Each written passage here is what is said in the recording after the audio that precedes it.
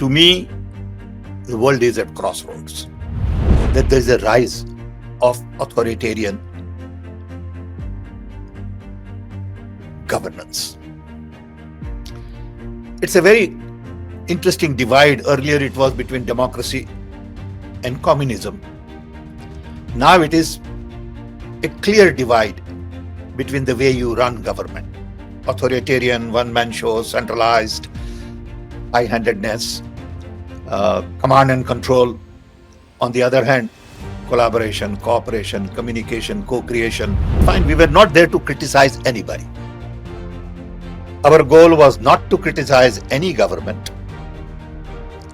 Our goal was to really bring like-minded people together to see what it means to have this kind of clear divide in the world today. That because of this conference, did we get 2% more vote?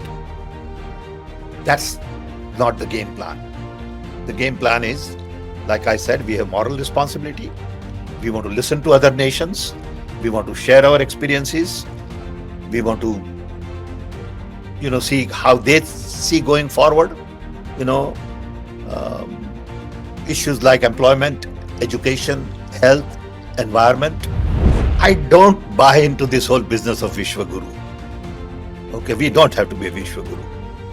We have to lift poor people in India to a respectable standard of living. We have to respect our Dalits. We have to respect our OBC. That is more important than being Vishwaguru.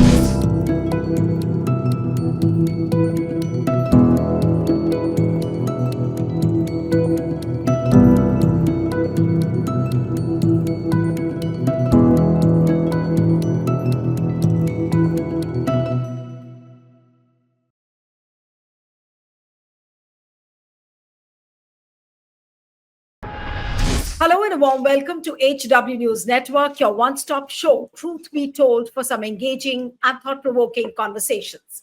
25th and 26th April, some 100 nations and more than 450 delegates had gathered in Hyderabad for a Bharat summit, which was organized by Congress under the aegis of the Telangana government.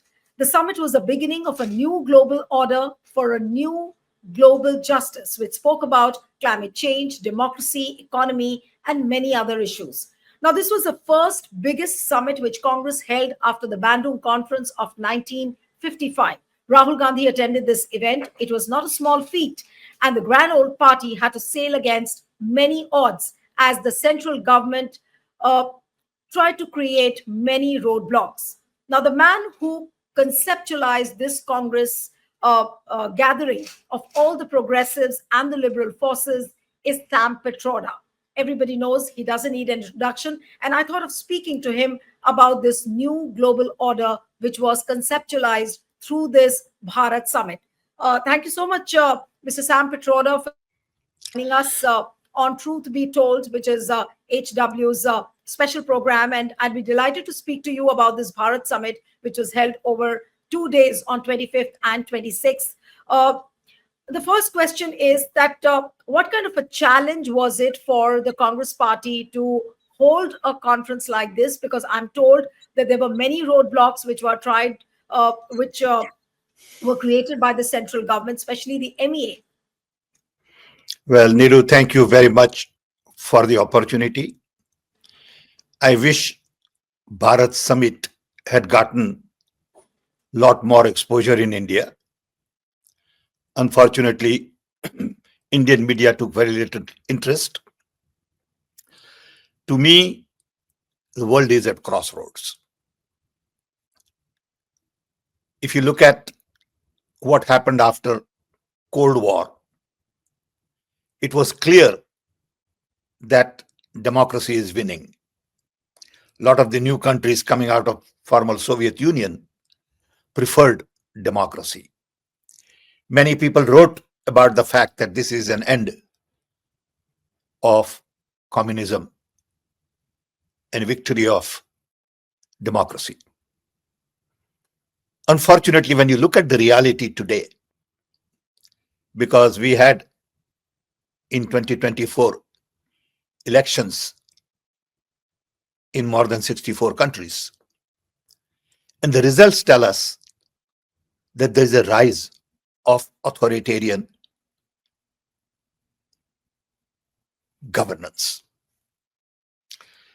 It's a very interesting divide. Earlier, it was between democracy and communism. Now, it is a clear divide between the way you run government. Authoritarian, one man show, centralized, high handedness, command and control. On the other hand, collaboration, cooperation, communication, co creation.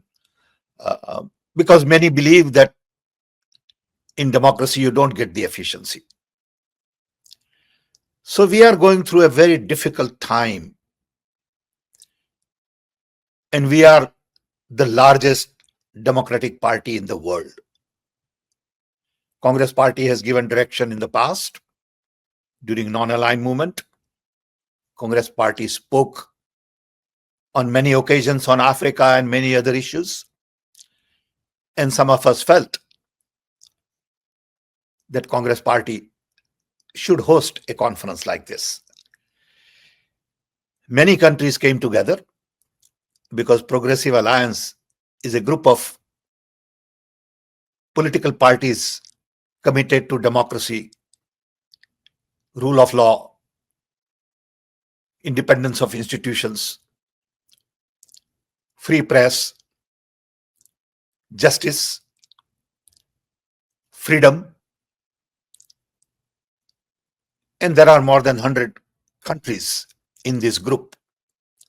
So when we proposed the idea, they were very keen and excited that India, being the largest democratic party in the world, would host this. So the idea was conceived during our meeting in Chile. We didn't realize that it would be that difficult to host a meeting like this. There were several issues.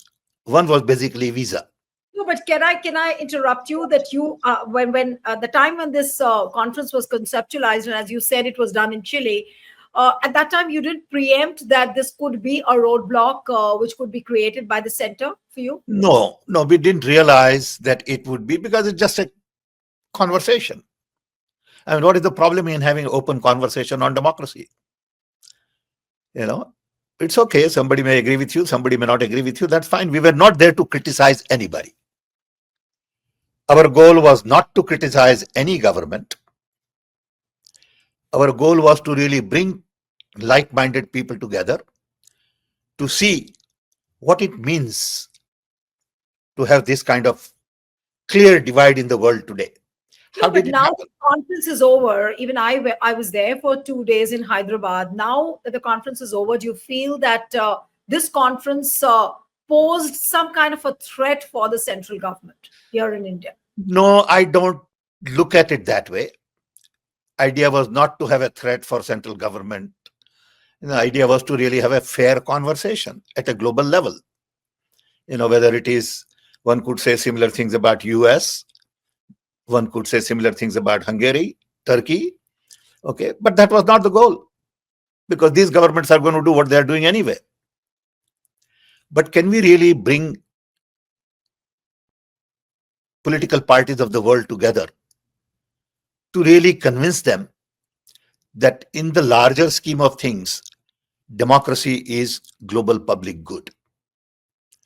Democracy is required for development. It is all about empowering people at the end of the day.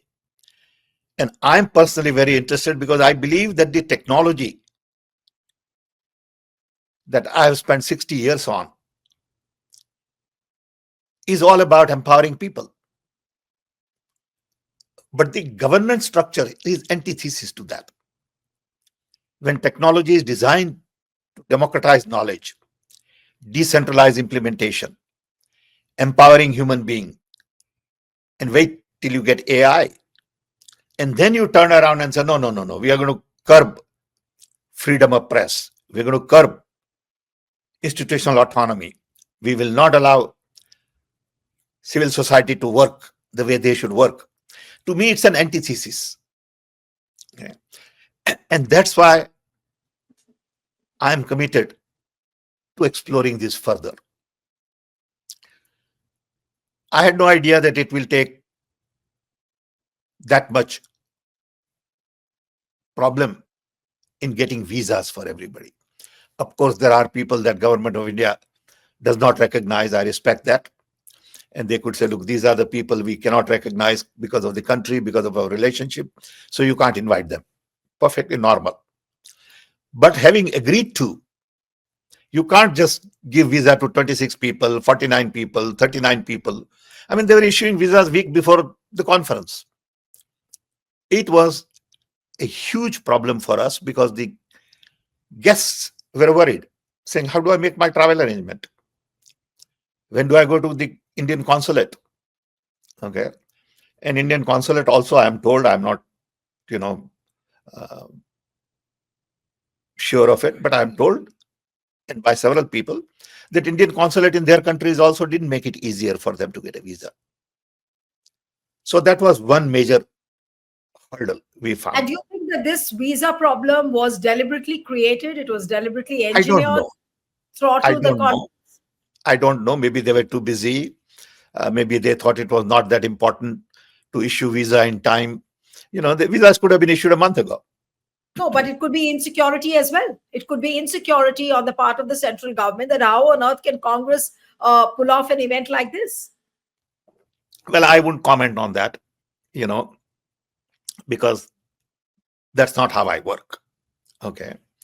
But I wish we were more generous in issuing visas, at least in time.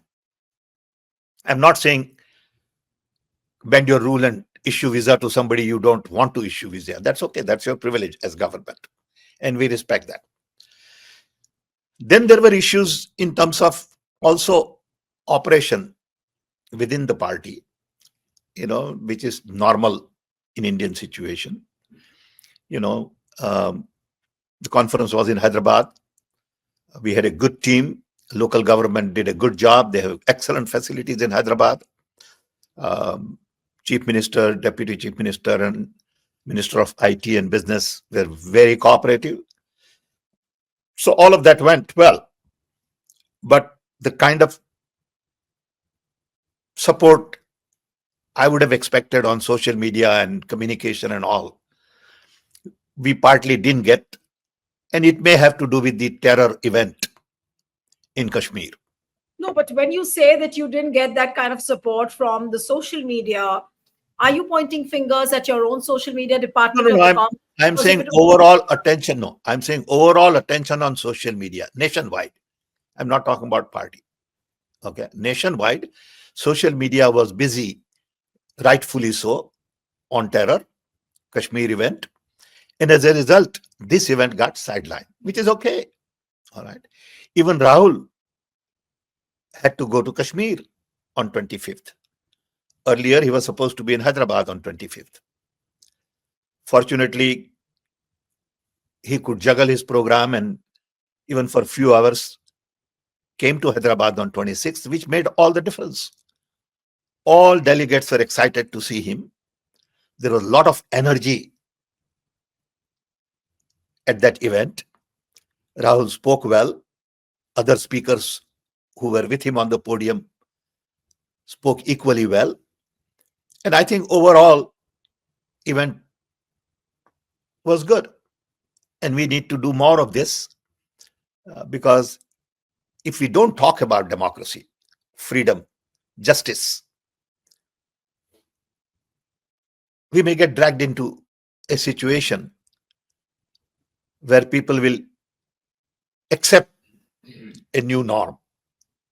Okay. And that new norm is not in the larger interest of the public. See, today, what is happening is rich and powerful are all coming together. You look at in America, you look at in India, you look at everywhere. Strong political people align with very rich and they make the rule. I always say that there is a golden rule. The one who has gold makes the rule. And as a result, we really don't pay attention to environment, attention to employment, economy, and especially people at the bottom of the economic pyramid. And that's the fundamental difference in many cases. You know, the authoritarian regime, it seems, is more geared towards top down, and democratic regime is more geared towards bottom up. Okay. And I think this sort of period is very critical period in human history.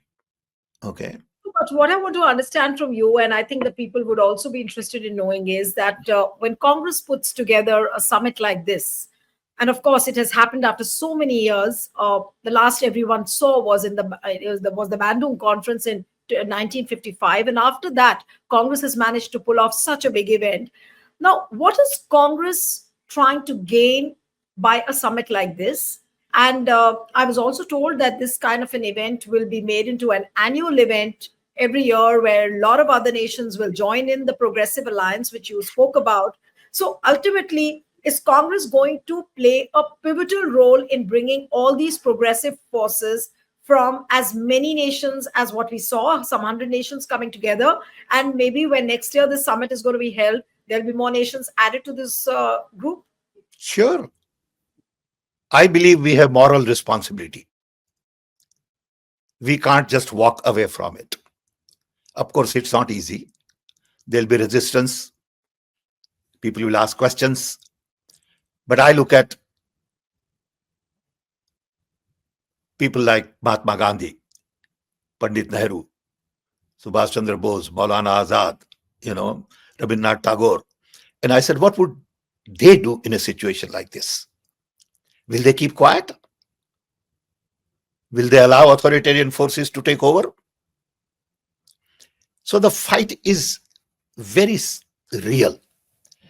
And the fight manifests in many different ways. In authoritarian regime, we have seen that there is always this divide.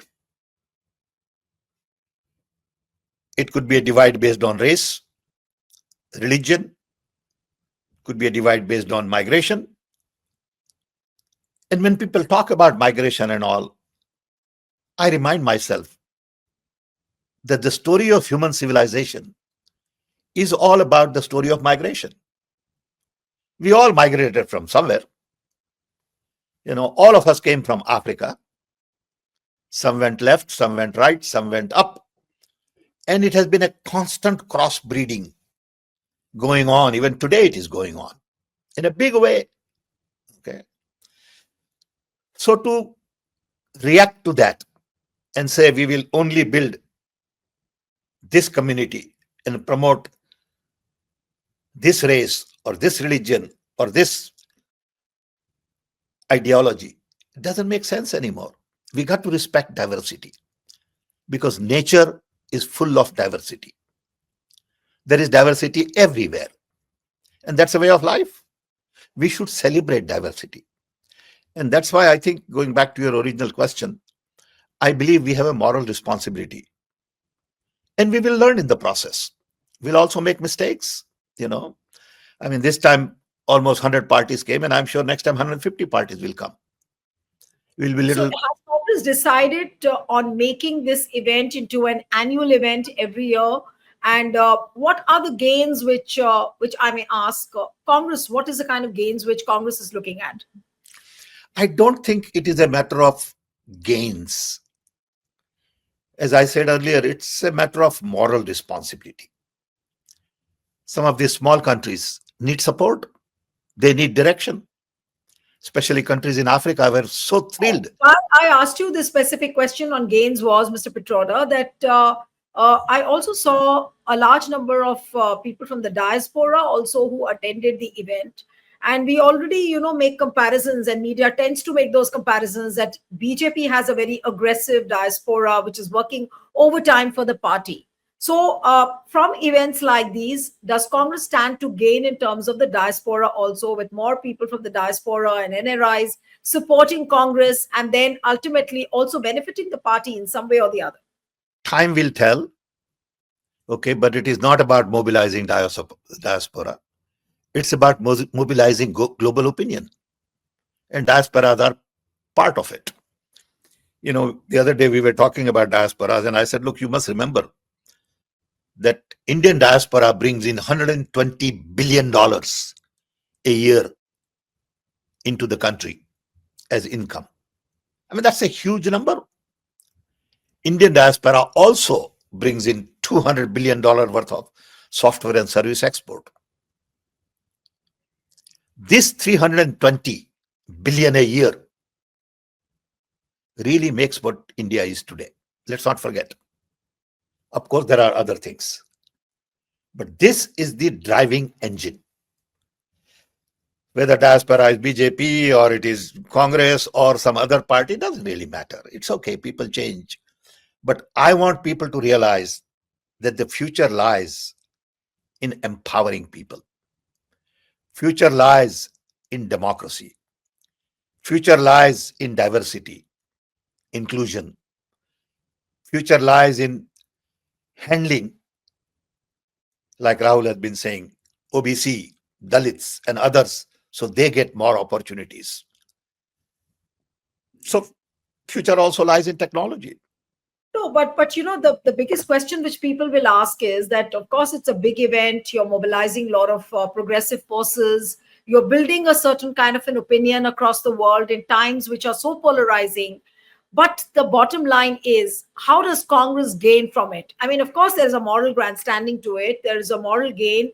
But apart from that, the bottom line question is, how does Congress stand to gain electorally from events like these? Or you're not looking at it at all We from are events not like looking at from the viewpoint of votes, that because of this conference, did we get 2% more vote? That's not the game plan. The game plan is, like I said, we have moral responsibility.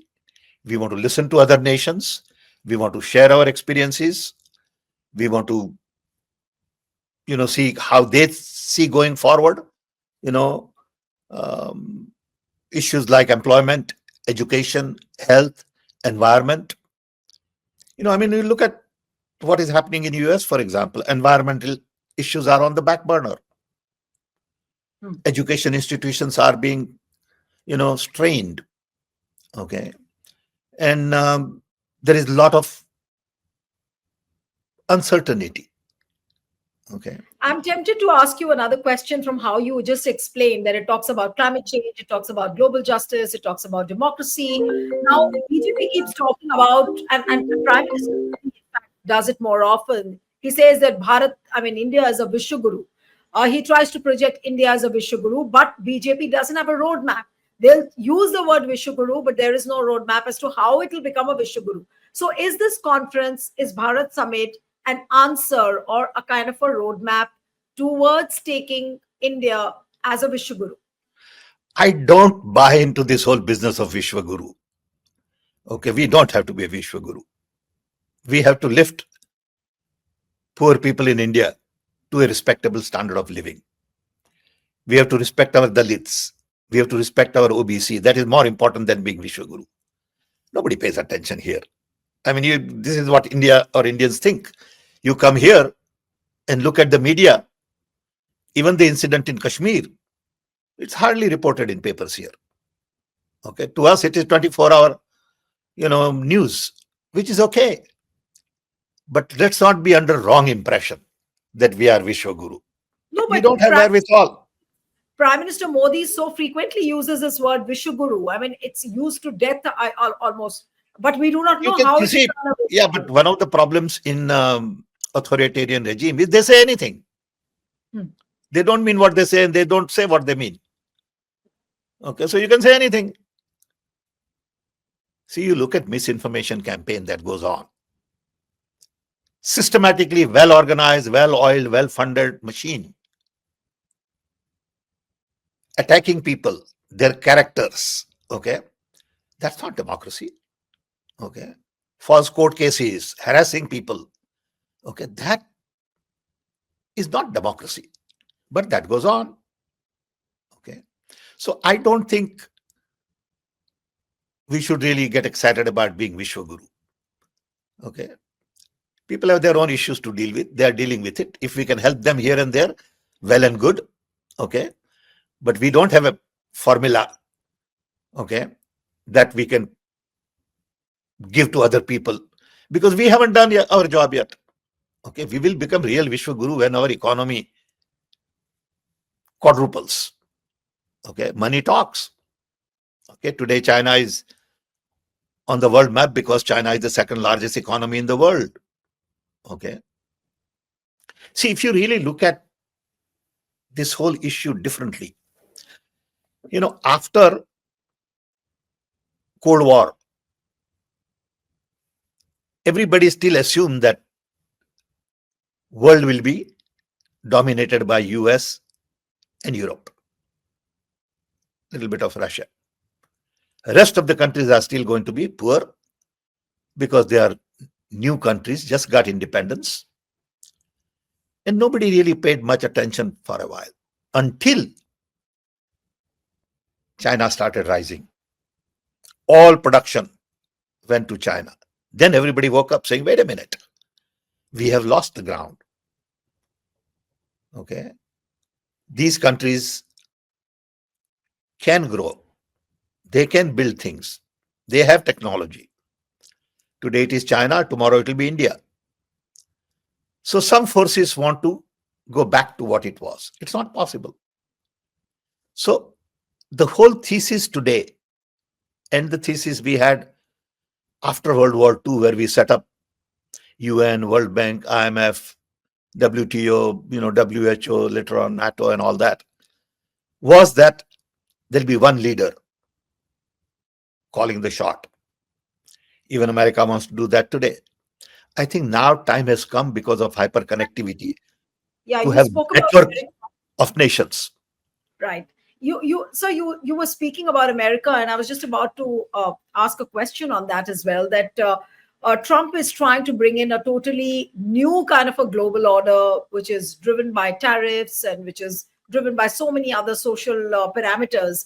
Now, is a conference like Bharat Summit or the coming together of all the progressive forces, can they bring a counter plan to this kind of a global order which Trump is trying to bring in? Of course, there is a you know divide of ideas, divide of philosophy. These are the two extremes. Earlier it was democracy and communism. Now it is authoritarian and democracy. In democracy, you have authoritarian regime, which is not communist. They have their idea. We respect that. Okay. Um, but time will tell. Okay. So if you really look at the global situation today, I think personally we need to talk more about networking nations and not about superpower, alignment, this whole business of alignment. Okay. See, non-aligned movement that Panditji and others started. Okay. Now has to be a network movement. You got to network in nations. Okay.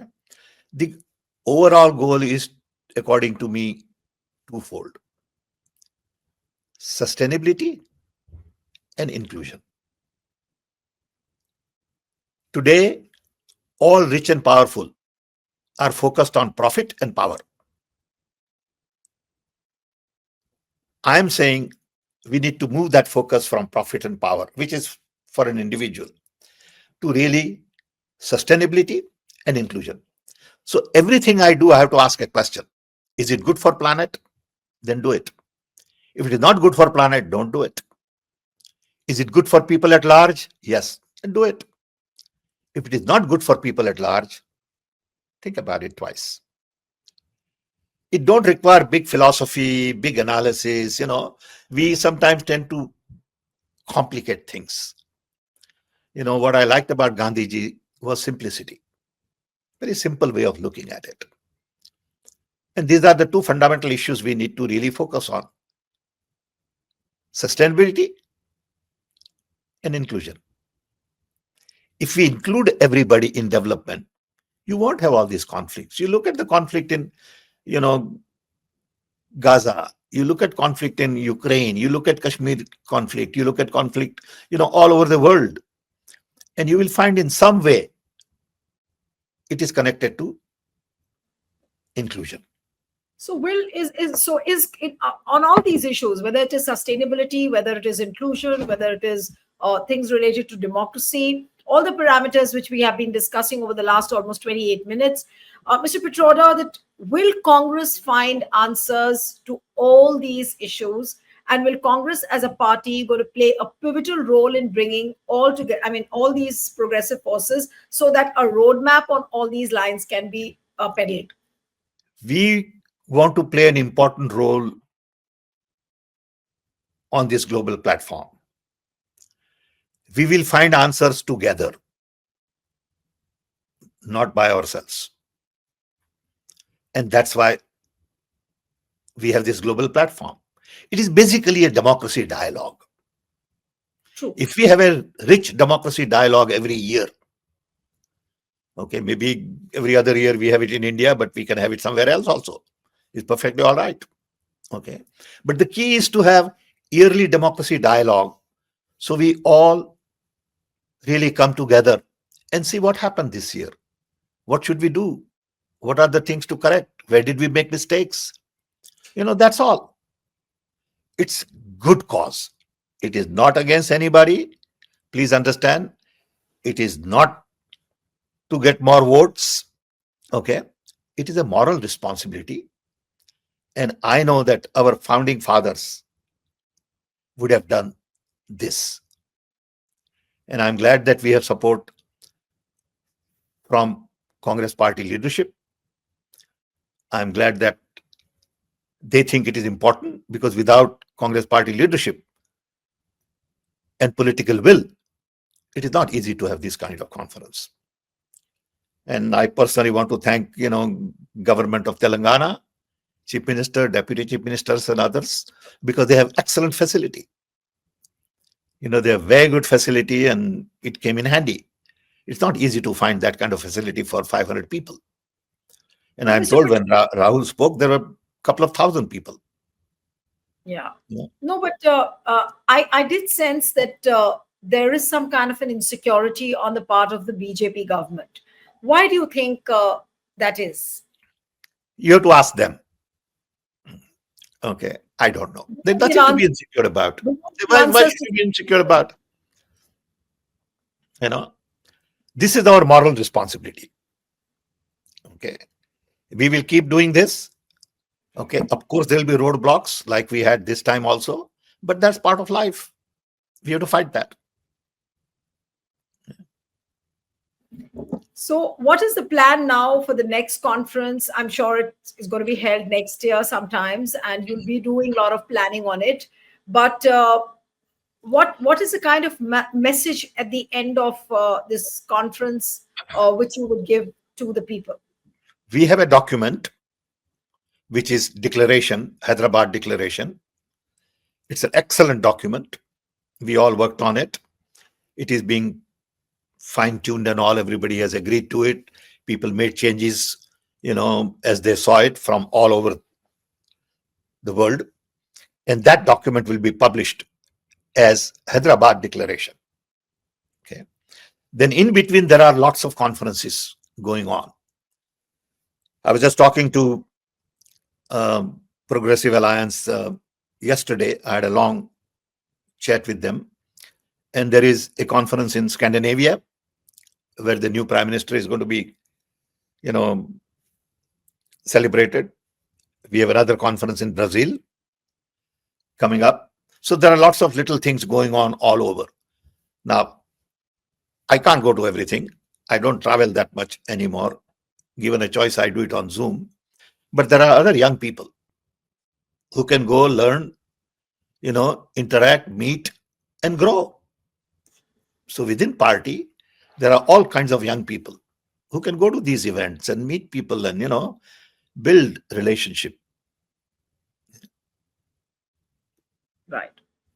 So, what is going to be your role in the future conferences? Not this Hyderabad, because we didn't see you there, but in other conferences which are going to be held, what is going to be your role uh, as far as shepherding this entire initiative is concerned? Whatever they want me to do, whatever they want me to do, I will do it. Okay. Um, I don't need a formal role. Okay, but I'm in the background. I'm thinking. I'm writing. I'm, you know, sort of on media, on and off. I don't do too much tweeting between, because I don't have time and I don't want to get into all this halagulla because there's just too much noise unnecessarily. I don't want to get involved. Okay, I had enough. So I do what I think is right to do. Something which is not related to Bharat Summit, but when But I was listening to you towards your last these 2-3 sentences which you said that I've had enough, and many people try and connect your name with too many controversies. Sometimes your statements get distorted. You're quoted out of context. that's Is okay. that It doesn't no, bother no, no? me. No, it doesn't bother you. But is that the reason that you just want to stay away and work silently and No, quietly? no. The problem is every time they distort information. Let's say whether it is about inheritance tax or about something I said that people in India look different. Okay. As soon as it becomes headline, my children, my wife, my nephews, my cousins, my friends, they all keep calling me. Have you seen this? Did you see this? Okay. I can't deal with that. That's all. Forget about public. Okay. It is my own family, get worried saying, why did you say it? But I didn't say that. But they say you said it, but they're wrong. They're lying. Okay. But Dad, how could they be lying? Of course they are lying. I never said that. Whether it is hua to hua or whatever, you can twist this interview also. So the advice would be don't give interview. You see, that's the advice by lots of people. And again, The same thing by your party people also, that Mr. Pitroda, you should everybody, avoid. including family. But I said, look, I have a moral responsibility. Mm. Okay, I'm an 83-year-old man. Okay. I don't need advice from you guys. Of course, I make mistakes. I'm willing to make mistakes. Okay. And some people is, oh, but you're, complicating our life, our narrative. No, I'm not that important. Okay. I'm not important to complicate anybody's life. Okay. I don't have any big No, post but or who anything. directs you in the Congress party? Is it like you are very pally with Rahul Gandhi, we are told. So is it Rahul Gandhi who actually tells you to do things, or you do your own stuff and I Rahul do lets my you? own stuff and I brief everybody. I don't do anything that is not right from my perspective. Okay. I want to help party. I don't need a job. I don't need designation. Okay. Okay. I'm too old for that. Okay. But I believe in the party. I believe in Gandhiji and Nehru and others. And Rajiv Gandhi gave meaning to my life. To me, that is the bottom line. I would have been just an engineer, but Rajiv Gandhi really gave meaning to my life. And I want to pay my debt. In the process, I may make one or two mistakes, but you can count on my intention. You can count on my honesty. You can count on my commitment, concerns. Okay. But I'm just a human being. So I can say something which you can twist. And But Rahul, if at all it is perceived as mistake, you feel that Rahul forgives it easily. no, we He can over. talk. We talk, and there's no issue. We talk. We have a good conversation, and we can say, yeah, maybe I made a mistake. You are right. That's okay. I can say this to Jairam. I can say this to Khargeji. I can say this to anybody. I have no issue. Okay. You see, if you do something, you make a mistake. If you don't do anything, you don't make mistake. So what you're telling me, don't do anything. Well, that is not acceptable. Yeah. No, we all want Mr. Pitroda to keep doing a lot of things because we do learn a lot of things from you, sir. Thank you so much for No, but joining on thank this. you, and thank you for your support, and thank you to all those young people who worked on this conference. Lot of people put in lot of time and effort, you know, and they are in the background. People don't see their work, but it takes a lot of effort to bring 500 people together from all over the world to have a conversation on democracy. It's not easy. True. So thanks to everybody, including our party people. Without their support, we won't be able to do this. Yeah. Thank you. Thanks, sir. Thanks so much and wish you all the best. We look forward to another edition of this Bharat Summit, maybe next year. Thank you Okay, so much, thank sir. you. Thanks, Neelu. Stay ahead with our cutting edge news app. Instantly access the latest shorts in just 1 minute and breaking news in just 50 words. Download now for a smarter, faster news experience.